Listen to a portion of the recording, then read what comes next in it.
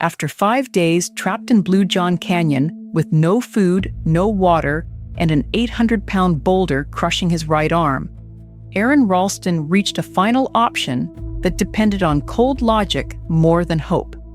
The low point came after time had stripped the situation down to its rawest facts. On April 26, 2003, in Utah's Bluejohn Canyon, an 800-pound boulder dislodged and pinned Aron Ralston's right hand and forearm against the canyon wall. What followed was not a dramatic instant of rescue or revelation, but 5 days of entrapment. His supplies were minimal from the start, roughly 350 milliliters of water and 2 burritos. Trapped alone, he tried to free himself while rationing what little he had. Then, that small reserve was gone. By the end, the question was no longer how to endure a bad situation. It was whether there was any remaining path out at all.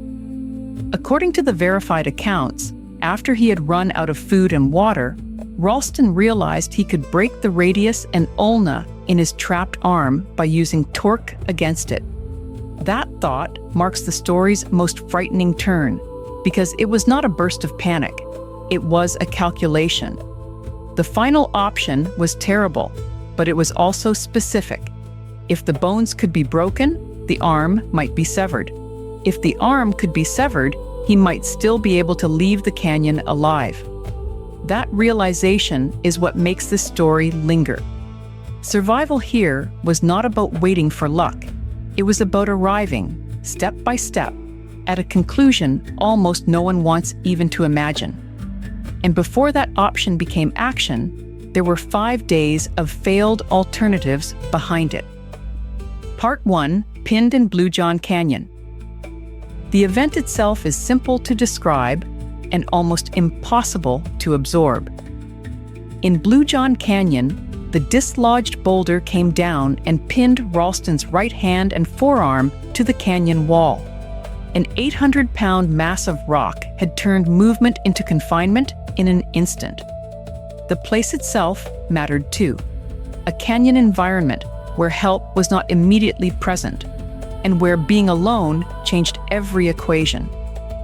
For 5 days, he attempted to free himself. The dossier does not turn those attempts into legend, and neither should we. What matters is that he tried over and over, while rationing roughly 350 milliliters of water and 2 burritos. Those details are stark because they are finite. Every sip and every bite made the limits of time more visible. This is where the story's tension first takes hold. A person can still act. A person can still think. But the physical fact at the center does not move. The boulder remains. The arm remains pinned. The canyon remains isolated. With each passing hour, the problem becomes less about strength and more about arithmetic. How long can a body continue with almost nothing left?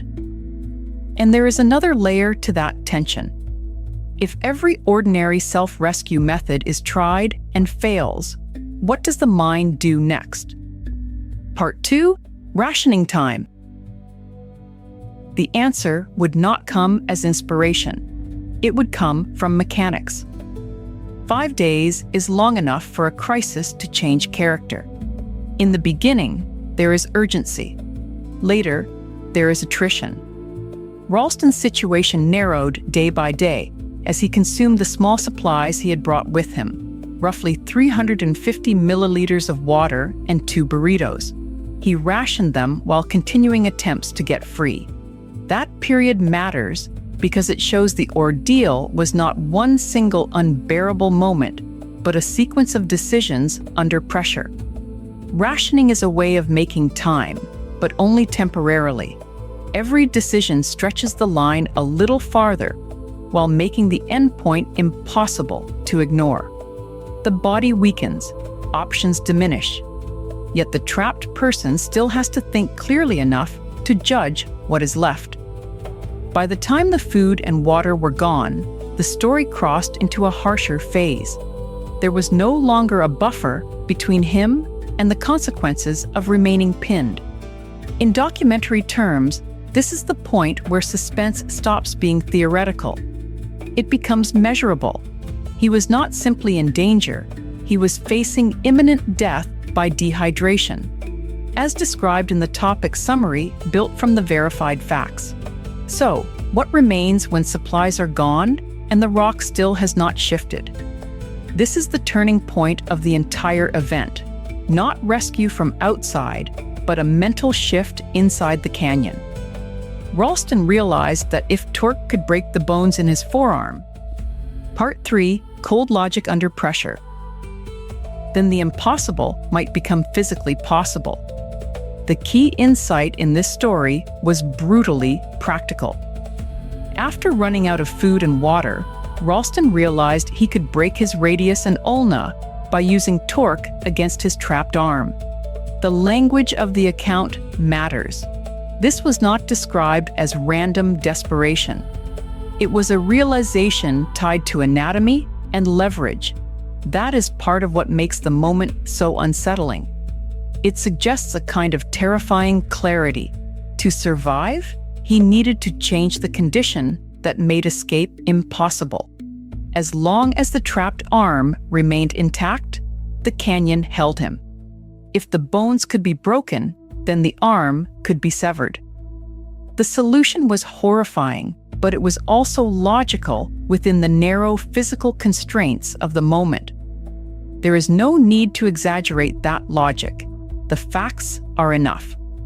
Faced with imminent death and with all other attempts exhausted, he identified a mechanical pathway out. In stories of survival, people often talk about instinct. Here, the verified record points just as strongly to reasoning, torque, bone, leverage, sequence. But realizing a path is not the same thing as carrying it out. The next question is the one that gives this story its dreadful momentum. Once the mind accepts the final option, can the body follow through? According to the dossier, it did, over the course of about an hour, using the limited tools he had. Part 4, 1 hour to freedom. Ralston spent approximately an hour amputating his forearm with the dull 2-inch knife of a multi-tool. He used camelback tubing as a tourniquet. Those are the verified facts, and they need no embellishment.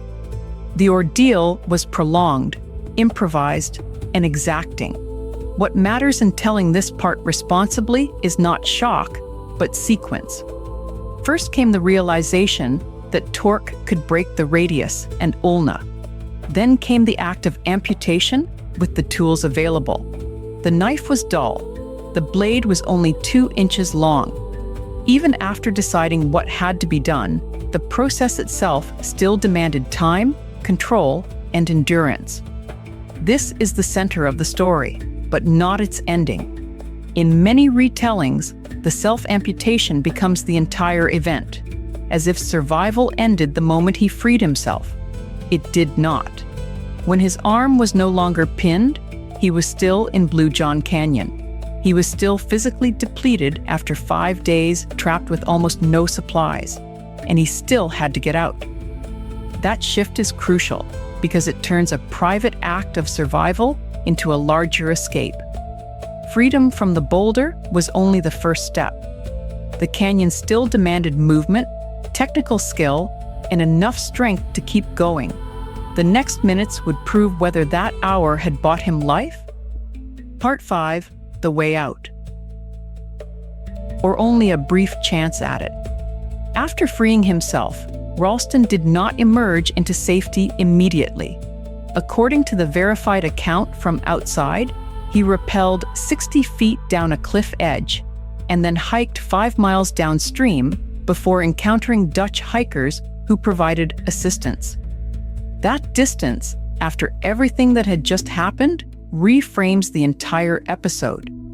The canyon that had nearly become a tomb was now an obstacle course he still had to cross. A 60-foot rappel demanded control. A 5-mile hike demanded persistence. And both came after 5 days of entrapment. and the self-amputation that made escape possible in the first place. Then, at last, came contact with other people. Dutch hikers encountered him and provided assistance. In survival stories, rescue is often depicted as a single, cinematic instant. Here, it was the result of a chain: the boulder, the entrapment, the rationing, the failed attempts, the mechanical insight, the amputation, the rappel, the hike, and finally, the encounter that connected him back to help. Even after that, the original scene in Bluejohn Canyon still held one unfinished fact. Park authorities and a 13-man crew eventually hoisted the massive boulder using a winch and a hydraulic jack to retrieve his severed limb. That detail does something important. It confirms the scale of the force involved. This was not a trap that could have been casually undone. It took organized effort, heavy equipment, and a team of 13 to move what had pinned one person in place. Part 6: Return to the Peaks. The consequences did not end with rescue. Recovery became the next chapter. During his medical recovery, Ralston was fitted with specialized prosthetics, including an advanced one controlled by electrodes, sensing muscle contractions in his forearm. That detail points to something beyond mere adaptation. It shows a transition from survival to function, from emergency medicine to rebuilding a way of moving through the world. And he did more than rebuild. In 2005, aided by his climbing prosthetics, Ralston became the first person to solo climb all 59 of Colorado's 14,000-foot peaks during the winter. That achievement matters because it answers a question left hanging over the whole story. What does life look like after an ordeal so total that it redraws the body itself? In his case, it included a return to the mountains at the highest level of ambition. The story also entered public memory through narrative. Ralston detailed the experience in his 2004 autobiography, Between a Rock and a Hard Place. It later became the critically acclaimed film 127 Hours. Those works helped turn a private survival crisis into a widely recognized account of decision-making under extreme pressure.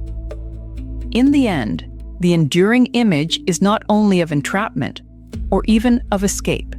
It is of clarity under conditions that would seem to destroy clear thought. An 800-pound boulder pinned his right hand and forearm in Bluejohn Canyon. 5 days later, with food and water gone, he identified the only remaining option, carried it out with the tools he had, rappelled, walked out, and later returned to the peaks with prosthetics built for climbing. The logic that saved him was cold. The life that followed was anything but finished. If this story brought up distress, please consider reaching out to local crisis support, a mental health professional, or emergency services in your area for immediate help.